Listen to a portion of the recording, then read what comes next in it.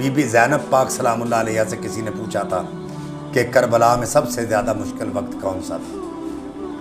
अगर इस बात को मेरी माएँ बहनें बेटियाँ सुन लें तो इस बात को अपने दिलो दिमाग में जगह दें। सानिया ज़हरा सैयदा ज़ैनब पर्दे की वारिस बीबी ये कह रही है, ये नहीं कहा कि मेरा भाई शहीद हो गया तो ये मुश्किल वक्त था, या पानी बंद कर दिया तो ये मुश्किल वक्त था, या हमारे खैमे जला दिए तो ये मुश्किल वक्त था। कहा मगरिब का वक्त मुश्किल था, जब खैमों को आग लगी तो नमाज पढ़ने के लिए जगह नहीं मिली। अल्लाह अल्लाह अल्लाह अल्लाह, ये मुश्किल वक्त था, नमाज का दामन नहीं छोड़ा। हाय हाय हाय, कहा नमाज पढ़ने के लिए जगह नहीं मिल रही। सारे शहीद हो गए, उनकी वो फिक्र नहीं है, इसलिए कि अल्लाह उनका जामिन है, लेकिन जो नमाज जा रही है उसका फिक्र है। वाह वाह। तो हमें भी चाहिए, हमारी माओ बहनों बेटियों को भी चाहिए सानिया ज़हरा सैयदा ज़ैनब सलामुल्लाह अलैहा के नक्शे कदम पर चलें और उनके हवाले से बात करें कि सैयदा ज़ैनब पाक वो हैं कि जब बीमार हुई तो हज़रत इमाम हज़रत अब्दुल्ला बिन जाफ़र रज़ी अल्लाह तआला अन्हु जो आपके खामद हैं, आपने कहा कि देखो हुजूर की शरीयत में अगर बीमार हो जाए तो हकीम से तबीब से दवाई ले लेते हैं। तो आपने कहा हुजूर की शरीयत तो इजाज़त दे रही है, लेकिन मेरी मजबूरी यह है कि मैं फ़ातिमा की बेटी हूँ, मैं पर्दे से बाहर नहीं जा सकती। और हज़रत एक सहाबी हुजूर के जो हज़रत ज़ैनब पाक के हमसाया में रहते थे, आप फरमाते हैं मैं कई साल हमसाया मेरा, लेकिन कभी होता है ऐसा कि बुरके में भी कोई बीबी बाहर निकल सकती है। पैदा करने वाले की कसम है, जब तक वहाँ रहा हूँ मैंने कभी बुरके में छुपी हुई ज़ैनब भी नहीं देखी। अल्लाह अल्लाह अल्लाह। तो ये मकाम है उनका, पर्दे का आलम ये वाह वाह। इसलिए हमारी माओ बहनों बेटियों को भी ये मैं पैगाम देता हूँ कि वो सानिया ज़हरा सैयदा ज़हरा पाक और सानिया ज़हरा सैयदा ज़ैनब पाक के जो महासिन व मनाक़िब है उनको सुना करें और उन पर अमल किया करें, ताकि हमें हमारी माओ बहनों बेटियों को भी पर्दे की आदत पड़े। जी जी। अल्लाह ताला नबी पाक सल्लल्लाहु अलैहि वसल्लम के सदक़े और हुसैन पाक के सदक़े जिन्होंने कुर्बानी पेश की करबला के मैदान में। मुझे एक बंदे ने कहा कि जी देखें यजीद भी तो मुसलमान था, वो उधर कटा है तो उसका नहीं, उसकी कोई अहमियत नहीं। मैंने कहा कि कोई गैरतमंद कसाई हो ना तो उसके फट्टे पे कभी भी किसी सूअर कुत्ते का गोश्त नहीं कटा, हमेशा हलाल जानवर का गोश्त ही कटता है जी। तो मैंने कहा मुझे ये बताओ कि जब सूअर और कुत्ते का गोश्त किसी गैरतमंद कसाई के फट्टे पर नहीं कट सकता तो किसी बेगैरत को अल्लाह कबूल कैसे कर सकता है? अल्लाह अल्लाह अल्लाह अल्लाह। जब हम किसी फ्रूट की रेडी पे जाते हैं ना तो वहाँ जाके जो अच्छा फ्रूट होता है वो चुन के सामने एक तरफ रख लेते हैं, जो गले सड़े होते हैं उनको दूर रख देते हैं, ये हमारे काम के नहीं हैं। जो अच्छे हैं ये लेके जाते हैं, हमने खाने हैं, हमारे इस्तेमाल में आने। रब्बे काबा की कसम उठा के कहता हूँ हुसैन वाले इतने अल्लाह को अच्छे लगे कि सारे के सारे ही कबूल, वाह वाह वाह वाह वाह, सारे के सारे ही कबूल फरमा ली, सारे के सारों की कुर्बानियाँ कबूल फरमा ली।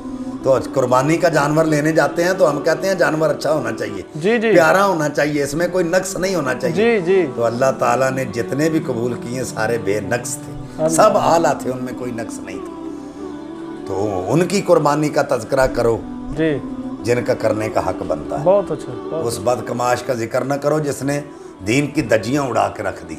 अल्लाह ताला हमें हुसैनी बनाए और उन पे नक्शे कदम। यकीनन किबला पीर साहब, इसमें काफ़ी सवालों के जवाब भी मुझे मिल गए कि कुछ लोग यजीद को तौबा नाउज़ बिल्लाह रज़ी अल्लाह ताला अन्हु कहते हैं, कभी कहते हैं कि ये दो शहज़ादों की जंग थी, कभी कुछ कहते हैं, कभी कुछ कहते हैं, कभी कुछ दौरान तकरीर ये कह देते हैं कि पर्दे उतर गए, कभी कुछ कह देते हैं, अजीब अजीब सी बातें करते हैं। यकीनन काफ़ी जो है सवालों के जवाब आपकी गुफ्तगू में मिल गए।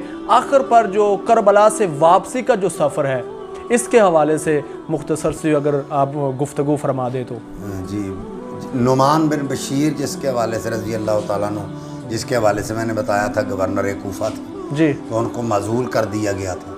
तो बाद में उनकी ड्यूटी लगी थी कि वो इन सैयदैन को, जो सैयदा पाक हैं सैयदा इमाम ज़ैनुल आबिदीन, आपको मदीना शरीफ पहुँचाएँ। तो नुमान बिन बशीर ने ही आपको मदीना शरीफ पहुँचाया था वापस।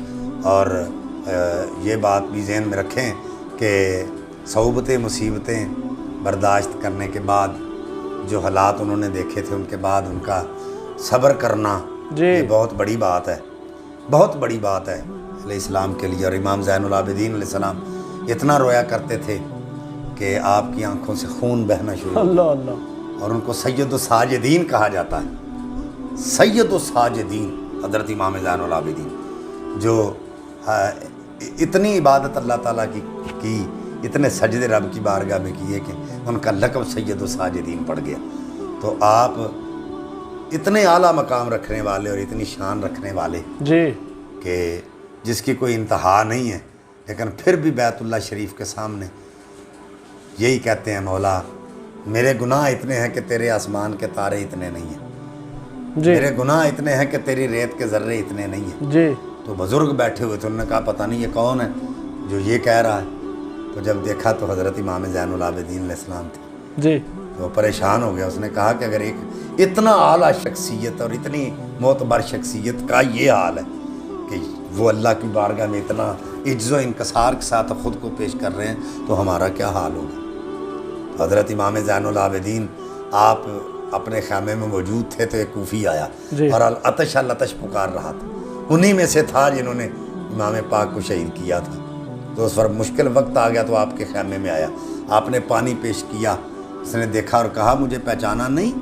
आपने कहा कौन तुझे बदबख्त कौन नहीं पहचानता, कौन है जो तुझे नहीं पहचानता, तुझे पहचान गया हूँ तू कौन है। करबला में मेरे बाबा और मेरे भाइयों को शहीद करने वाला है तू। उसने कहा फिर ये क्या मुझे पानी पेश कर रहे हो, तुझे तो कत्ल कर देना चाहिए था मुझे।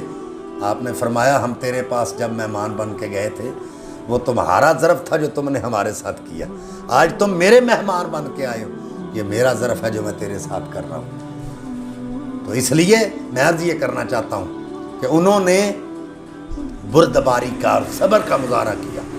अगर मुश्किल आ जाए तो हमें भी सब्र का मुजाहरा करना चाहिए, लेकिन ये सबक दे गए हैं कि जब बातिल आ जाए तो उसके सामने हक बन के डट जाना है, उसके सामने सरनगू नहीं करना।